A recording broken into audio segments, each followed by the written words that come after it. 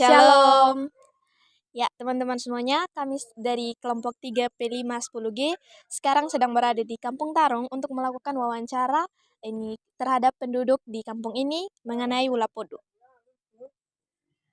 Jadi pertanyaan yang pertama itu, Om, kenapa Ula Podo bisa terjadi? Mungkin hal yang pertama sehingga terjadinya Ula Podo ini, kami umat Merapu mungkin dia salah satu bagian dari kepercayaannya kami, karena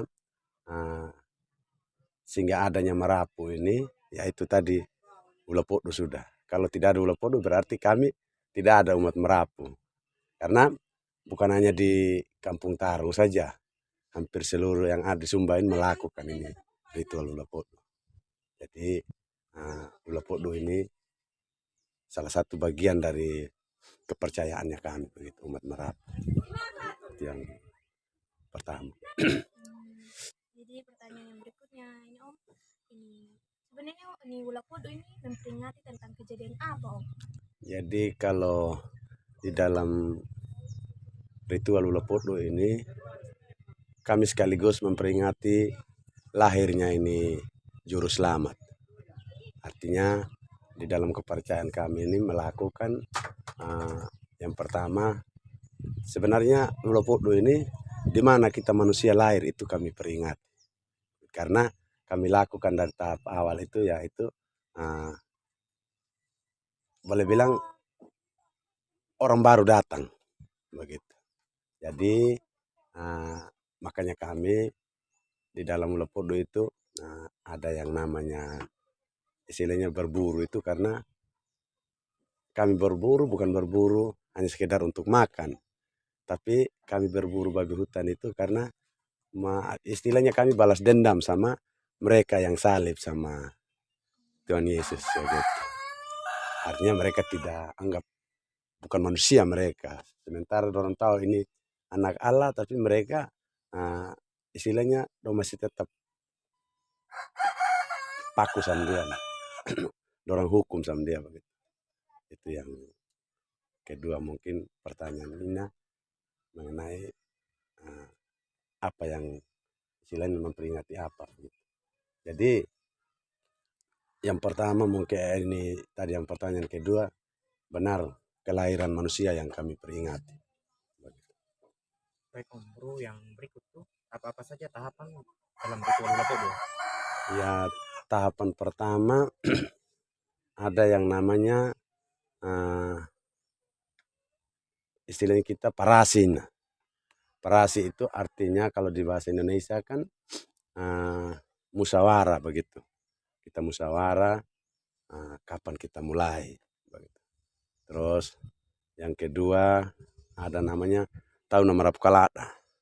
Tahun Merapu Kalada itu dimana kita istilahnya sama halnya kalau masalah presiden kemarin yang tentukan itu kalau ada persoalan, yaitu sidang Mahkamah Konstitusi sudah begitu. Jadi tahun Merapu Kalada. Kalau sudah deal istilahnya macam dalam lingkaran kampung kami ini, macam kita semua begitu. Salah satu masih ada yang mungkin besok mau mulai, salah satu mungkin masih ada keluarga yang duka, dia bisa minta tolong untuk diulur dulu, tahan dulu 1-2 hari habis penguburan. Karena kalau kita sudah melakukan ini yang namanya Toba Wanno, berarti kalau dalam keluarga kami ada yang meninggal, kita tidak melayat sudah, dan didiamkan begitu selama 1 bulan. Setelah selesai Ula Podo baru bisa istilahnya kita bisa pi melayat. Karena dalam ritual Ula Podo ini siapapun dia yang meninggal berarti kami tidak anggap manusia, dia itu binatang begitu. Jadi tidak dianggap manusia yang meninggal dalam ritual Ula Podo. Yang ketiga, mungkin tahap yang ketiga ini itu Toba Wanno tadi. Toba Wanno istilahnya kalau di dalam bahasa Indonesia sapu di kampung. Jadi semua dosa yang ada di dalam rumah maupun yang ada di dalam kampung itu kita buang keluar. Jadi kita ambil abu dapur, ambil ini tempayan, ini macam kumbang punya apa begitu, kita garu-garu semua yang ada di rumah ini kita kasih di mangkok kelapa itu, kelapa punya ini. Nah, kita isi, habis itu kita bawa dalam, habis ritual di dalam, kita bawa buang di luar kampung. Itu artinya ah, semua dosa selama 11 bulan itu, kita 1 bulan tidak boleh berdosa. Karena di dalam Ulo Podo ini, kami semua ini yang menyangkut dengan apa bakalai, batang, karsemen tidak boleh. Cuman karena sekarang ini sudah istilahnya modern, hampir beberapa anak-anak muda itu kalau sudah datang masalah dari luar mereka bawa. Tapi sekarang saya sudah perketat juga karena kita mau ini budaya betul-betul dilestarikan. Terus tahap yang tahap berikut itu di dalam ritual Ulo Podo ini ada yang namanya ini Deke Kabuku. Deke Kabuku itu artinya rega kula. Rega kula ini kalau diibaratkan di dalam kepercayaan Kristen Katolik, kami ini musafir begitu. Jadi kami berkuda, kita lihat bintang berekor, oh dia sudah lahir. Kita jemput. Kalau kamu lihat itu, kalau kita pak kuda itu, yang rame-rame pak kuda apa dan pakaian adat, itu kita pergi jemput Tuhan Yesus, kita bawa dia di kampung. Jadi kita rayakan. Begitu. Jadi tahap berikut lagi di dalam setelah TK Wuku itu ada yang namanya Kaleisu. Kalau Kaleisu itu dalam bahasa Indonesia mengundang begitu, undang semua suku. Jadi pagi itu kami jalan setiap kampung itu. Kami undang semua suku-suku yang ada di luar kampung ini. Besoknya begitu, pas masusar mereka datang sudah masing-masing bawa bola, bawa ayam. Itu tahap yang berikut itu setelah Kaleisu terus masusar. Masusar itu artinya semua keluarga ini yang dari kebun maupun siapa saja begitu yang mau kepingin dapat berkat di ini kampung, bisa kami layani begitu. Terus yang ini tahap berikut ini setelah habis ini apa tadi ini masusar, yaitu mana'a. Mana'a itu kalau dalam bahasa Indonesia istilahnya makan bersama sudah. Nah disitulah sudah semua ini ayam tadi yang keluarga dari tiap-tiap kampung datang, kami doakan sudah begitu. Doakan, mereka bawa pulang. Nah setelah keluarga itu pulang, malam begitu sudah mulai malam, semua lampu kami matikan karena ada tahap yang istilahnya kakon darget, artinya udah malam jalan begitu. Artinya di setiap rumah ini ada apa? Ada beras yang diambil, di mana beras itu yang kita istilahnya kita sucikan. Jadi macam keluarga yang kawin masuk di ini rumah mereka, mama mereka macam sapu istri, kakak pu istri, mereka tidak makan. Hanya saudara perempuan yang boleh. Dan nanti kita makannya rame-rame di sini dengan di sini. Begitu di rumah sebelah. Jadi kalau di dalam kepercayaan Kristen Katolik, di mana tadi itu beras ini yang kita anggap bahwa sama halnya ini Tuhan Yesus berkati tadi ini 5 bakul ikan dengan 2 batang roti. Begitu. Jadi kalau kita makan harus hati-hati karena ini yang sudah diberkati begitu. Jadi itu tahap yang berikut. Yang terakhir tadi ini puncak itu kalango. Kalango itu bukan berarti kalau dalam bahasa Indonesia itu gila, tidak. Kalango itu berarti semua kegiatan yang sudah menyangkut dengan ritual tadi ini selesai sudah.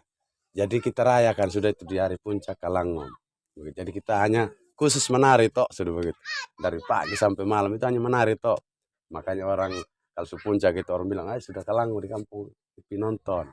Karena itu kita semua sejenis tarian ada semua sudah begitu. Sair-sair yang hanya puncak sudah itu yang kegiatan Ulo Podo.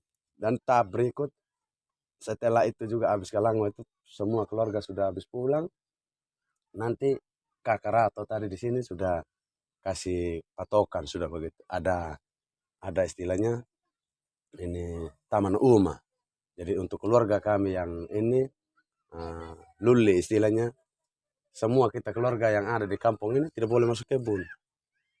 Tidak boleh petik sayur dulu, tidak boleh jemur-jemur pakaian selama 3 hari. Tapi kalau di luar dari suku kami ini bisa 2 hari, mereka sudah bisa masuk kebun. Tapi kami 3 hari. Begitu. Jadi setelah itu kalau sudah mau masuk kebun itu kita timba air pemali sudah. Kita timba ini air pemali tadi mungkin kalau sering lihat pakai apa ini jalan timba air pemali. Di situ sudah itu di belakang SD Katolik itu. Nanti air itu yang kami pakai masak ini beras tadi yang diambil tiap-tiap. Jadi masaknya di depan rumah sini.